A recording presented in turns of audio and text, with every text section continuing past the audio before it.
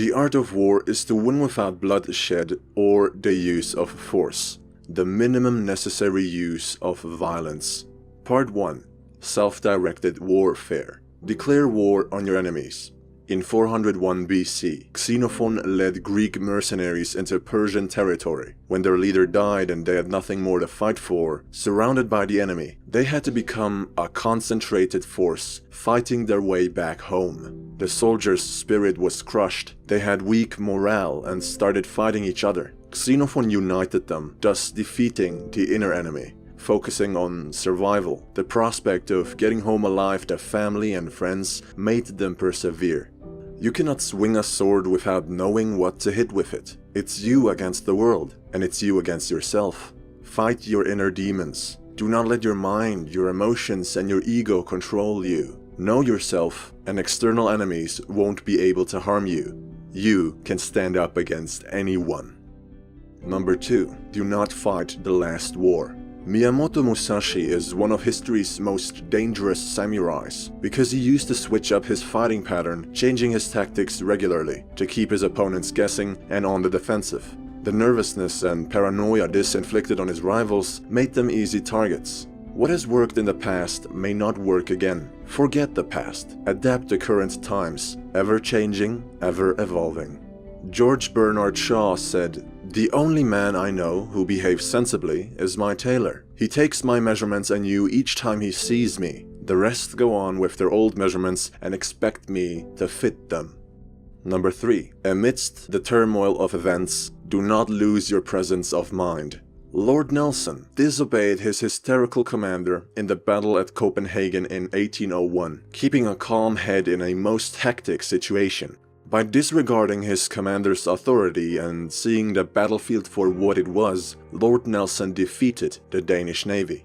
You have to stay alert when everyone else is in uproar. Do not be intimidated by chaos. Do not panic. You seek out the conflict, reacting swiftly when the opportunity presents itself. Number 4. Create a sense of urgency and desperation. Fyodor Dostoevsky knew his days were numbered. Facing his execution, he made use of his time by creating each of his works as if they were his last, because they very well could have been. Once you come face to face with death, you eliminate life's non-essentials. You overcome trivialities we foolishly care about every day, taking our lives for granted. Dostoevsky's work is exceptional because he was restless. He did not seek comfort. You cannot wait for the right time. You are never fully prepared to start. Tu fui, ego eris. As you are, I was. As I am, you will be. A gravestone inscription reminding you that death is unavoidable. Part 2. Organizational team warfare. Avoid the snare of groupthink. General George Marshall taught his philosophies on leadership to a handful of protégés he'd put into authoritative positions with high-risk responsibilities. One of these men was Dwight Eisenhower.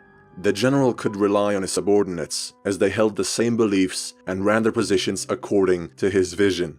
You want a chain of command you can rely on. You are the general, but you cannot have your head everywhere. Put remote systems and loyal leaders into place that will guarantee the desired outcome. Use them to balance your weaknesses with their strengths, and ensure they always keep you up to date. In any case, be careful not to give up too much of your own authority and leverage. Number 6. Segment your forces. In 1805, Napoleon Bonaparte faced an attack by Austrian troops led by Karl Mack, upon which Napoleon divided his troops and sent them into battle with specific instructions of surrounding the enemy. The French units were free to move, flexible, and quick. The Austrian troops surrendered. This is the opposite of concentrating your forces. Hence, it's on you to know when to unite and when to divide your army, slow but strong, or fast and precise. Number 7. Transform your war into a crusade. 281 BC, Hannibal arranged competitive war games to demonstrate how far his men would go to join the upcoming fight, to show what they were made of. This is a lesson in leadership. Managing men well means leading by example. You use the effects of emotion by emphasizing that you are fighting for a noble cause and that God is on your side. It's all about the team, its spirit, the collective energy, and the achievement of the mission ahead. You punish and reward behavior accordingly. You bond together through each action and get rid of the black sheep who disrupt your leadership. Part 3. Defensive warfare. Pick your battles. Winston Churchill said, "You will never reach your destination if you stop and throw stones at every dog that barks." Now the trick is in discerning which dogs not only bark, but also bite. You'd be surprised how few of them actually do, and even fewer ever get the opportunity. Control your ego and ignore the insignificant rest. Do not let pride worsen your situation. Some battles you cannot win. Never start them in the first place. Know your limits. Some battles you can win, but at too high a cost. A Pyrrhic victory will ruin you. Make your battles worth your time and resources. Why would you fight a battle with grim odds when you don't have to? Your energy is limited. Don't waste it. Number 9. Turn the tables. In the 1944 Democratic presidential race, the Republican Party slandered Franklin Roosevelt, but he did not respond until they attacked his dog. Roosevelt humiliated his opponent by defending his pet friend and exposing their desperate move for what it was. Roosevelt was not easily irritated. He let his opponents make the first move, waiting and biding his time. This way, he could analyze their strategy and attack his rival's weaknesses. In history, defenders are more often victorious than attackers. We humans do not like aggressors. We don't like bullies. We have a heart for the victims of such attacks, even when they lay the bait and provoke it. Stay calm and turn the situation into your favor. Number 10. Create a threatening presence. 1862, Stonewall Jackson put on a dominant act intimidating George McClellan during the American Civil War by pointing to all of his opponent's flaws. Build the reputation of being a force of nature, a force to be reckoned with. Unpredictability, madness, sudden and bold aggression is terrifying. Plant a seed of doubt in your opponent's mind and feed his paranoia. Make them believe they cannot win and they will retreat. To scare them means to break them. But be careful. Your opponent may call your bluff if you're unwilling to back up your words with action. Don't merely bark. Number 11. Trade space for time. In the beginning of the Chinese Civil War, Mao Zedong's communists were forced to retreat. Had the National Party fought them at that time, they would have won. But the communists took the opportunity and gathered support by uniting the peasantry, defeating the nationalists in 1949 with a decided advantage. This is similar to the surrender tactic. Napoleon Bonaparte said, "Space we can recover, time never." You grant your opponent a small win in order to take up more space, grow your leverage, and weaken the enemy before battle.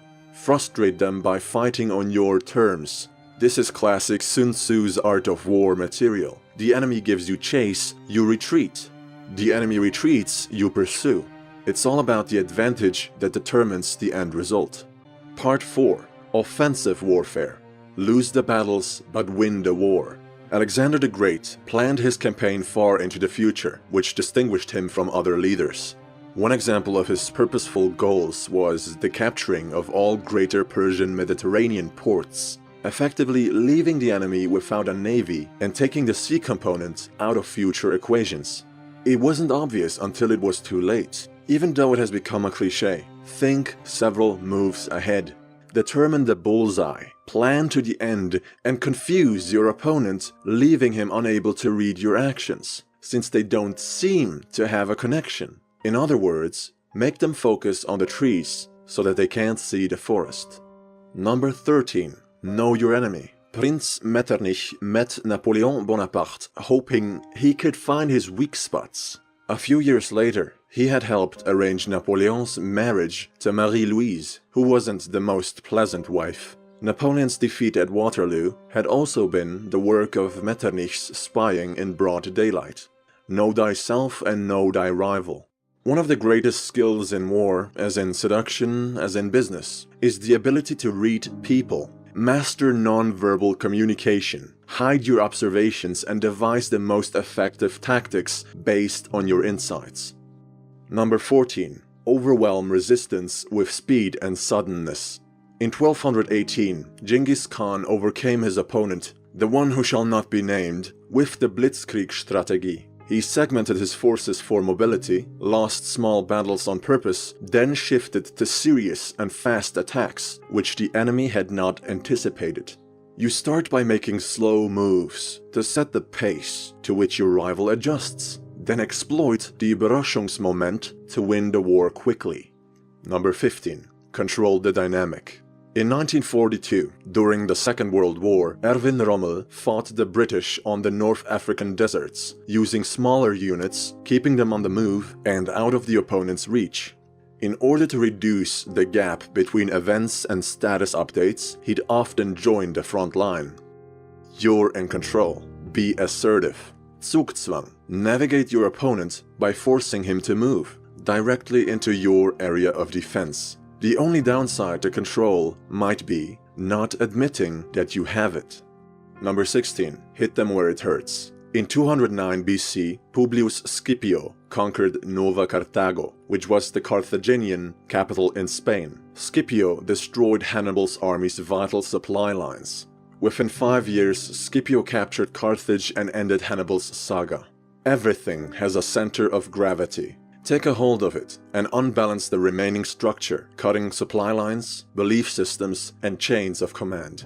Number 17. Defeat them in detail. Divide et impera, the divide and conquer strategy. In 490 BC, the Persians landed on the plains of Marathon, 24 miles near Athens, splitting their army at night, planning to attack Athens by sea. The Greeks attacked the remaining Persians, then ran all the way back to Athens to safeguard the city. This is the origin of running a marathon.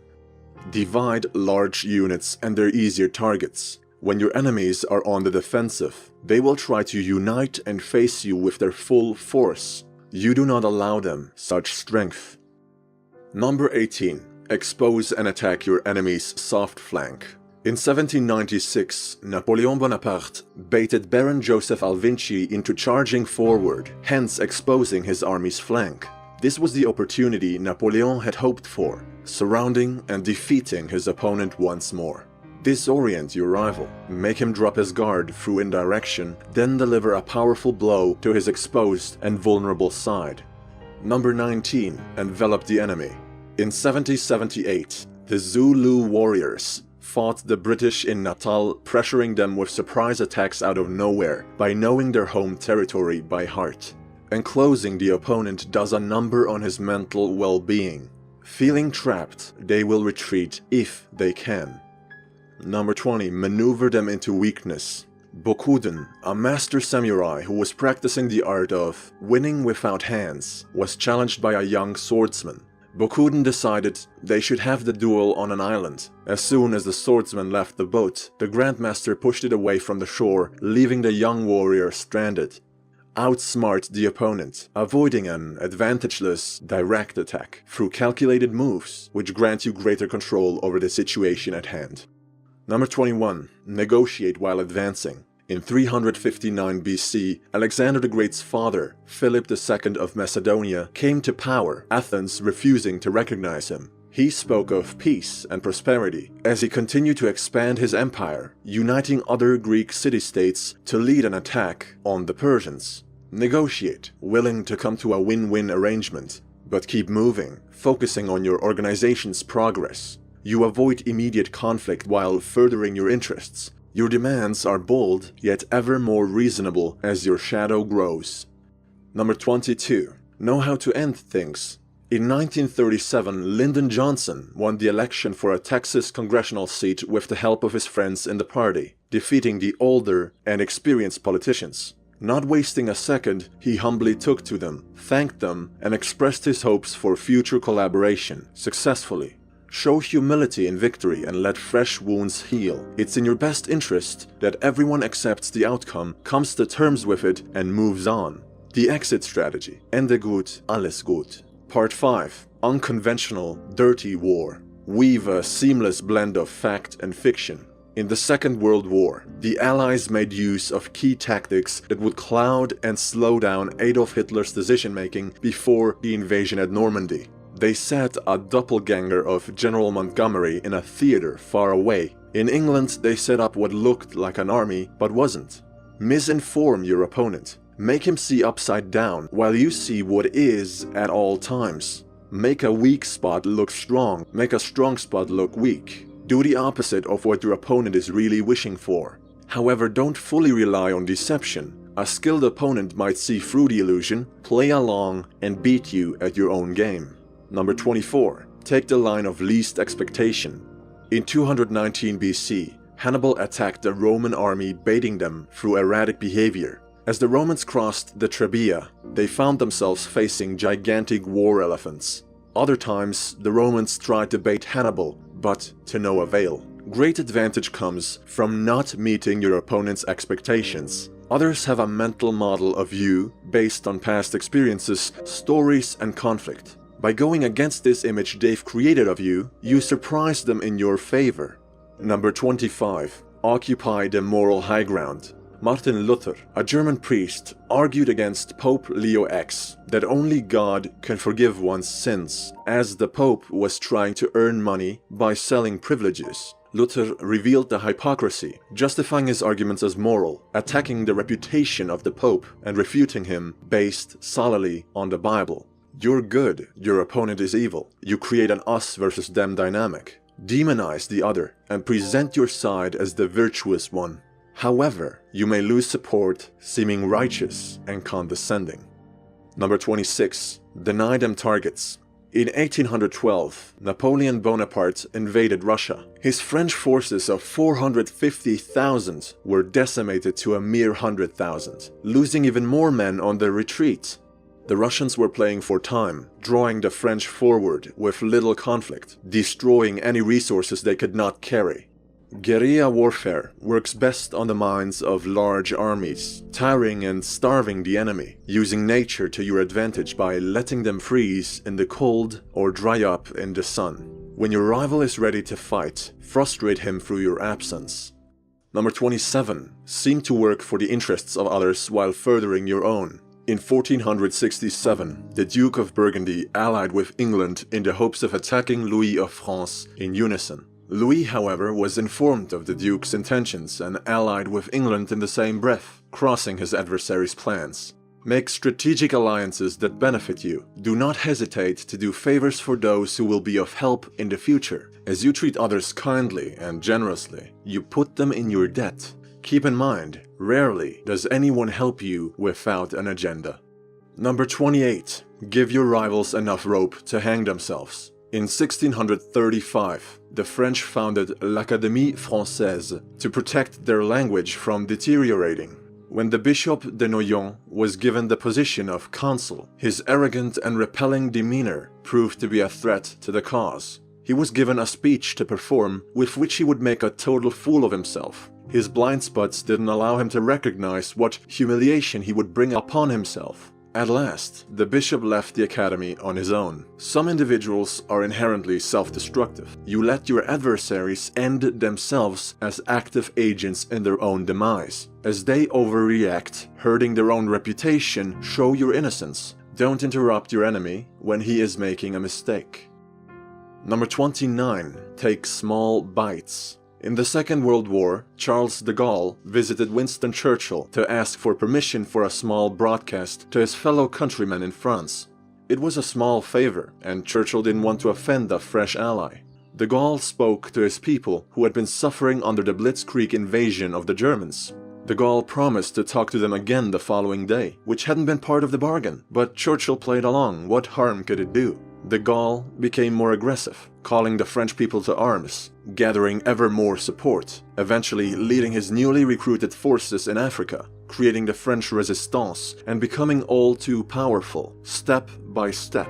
When Churchill, regretting his decisions, and Franklin Roosevelt wanted to replace de Gaulle with a passive alternative, de Gaulle's supporters stood by him. In order to avoid confrontation, people will give you more leeway and give in to small demands. With short attention spans, they repeat mistakes, allowing your power to grow as you use time to your advantage. Number 30. Penetrate their minds. In Renaissance Firenze, the Medici discharged Niccolò Machiavelli from his post. Aiming to regain favor, he then wrote a titleless letter to the Florentine government on how to take over and keep power as a ruler. He didn't receive the thanks he was hoping for, but he kept writing, which improved his remaining life and immortalized him as one of the most influential writers on the art of governance and modern politics. After his death, the letter was published as The Prince, another manuscript as Discourses on Livy. Words are weapons. Articulate and profound communication, the precise expression of valuable ideas, can lift you out of poverty, end wars before they begin, make powerful friends, and with a bit of luck, withstand the fall of time. Number 31. Destroy from within. Wilhelm Canaris infiltrated the German Defense Ministry. Adolf Hitler himself assigned Canaris in 1933, trusting his consul, being impressed by his skill. It would take the German SS a full decade until they realized he had been working against them successfully. Troy's walls were unbreakable, their archers well seasoned and devastatingly accurate. But it was the Trojan horse that they willingly let inside the city, mistaking it for a gift that crushed them. Do not attack a fortification with full force. Use deception and destroy from within. Number 32. Dominate while seeming to submit. Mahatma Gandhi arranged a 200-mile march as a peaceful protest against an imposed salt tax, and deeming it harmless, the authorities stood idle, permitting it. The march turned out to be a big success, thousands walking the streets in support of Indians, but in disapproval of the British. The government was too late to sabotage the passive-aggressive move. Peaceful non-aggression can be more effective than any act of violence. Your animosity is subtle. While your opponent feels in control, since you don't appear to be eager for power, you covertly fight for your cause. Number 33. The chain reaction strategy. The Nizari were an organization pursuing its own interests by using assassins who hid in plain sight, becoming one with large crowds in the streets, only to emerge and assassinate their targets with a dagger, creating chaos and spreading uncertainty in what was once a familiar and peaceful surrounding, while increasing their power by recruiting anyone who felt betrayed by the state and its violent attempts to squash the rebellion. Unlike some would lead you to believe, throughout history the Templars had improved the lives of the common folk by building safe roads. The assassins, on the other hand, murdered to further their own selfish cause. However, not only evil can spread far and quickly through the chain reaction. You can be the change you want to see in the world, and in popularizing this sentiment, with your help, good may triumph over evil. An unknown monk wrote almost a millennium ago, "When I was a young man, I wanted to change the world. When I found I could not change the world, I tried to change my nation. When I found I could not change the nation, I tried to change my town. When I found I could not change the town, I tried to change my family. Now, as an old man, I realize the only thing I can change is myself." And suddenly, I realized that if long ago I had changed myself, I could have made an impact on my family. My family and I could have made an impact on our town. Their impact could have changed the nation, and I could indeed have changed the world.